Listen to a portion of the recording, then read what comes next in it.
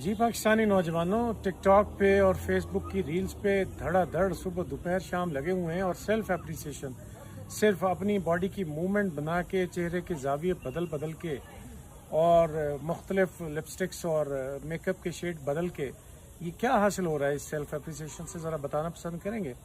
आपने कौन सा इतना बड़ा कारनामा सर अंजाम दिया जिसके नतीजे में आपकी एप्रिसिएशन सोशल मीडिया पे चलनी चाहिए और थाउजेंड्स ऑफ लाइक्स मिलने चाहिए?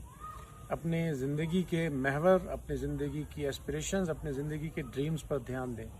पाकिस्तान को कोई हमने बहुत बड़ी तख्लीक दी है, कोई बहुत बड़ी इंटरवेंशन दी है, कोई बहुत बड़ा प्रोजेक्ट खड़ा किया।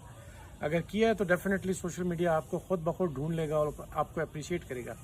लेकिन ये एक साइकोलॉजिकल डिसऑर्डर है हमारी पूरी सोसाइटी का, और बिलखुसूस हम पसमानदा मुल्कों में ये काम बहुत ज़्यादा है। सुबह दोपहर शाम टिकटॉक और फेसबुक रील्स पे लगे हुए हैं। खुदारा इनसे जान छुड़ाएं, अपनी मंजिल को पहचानें।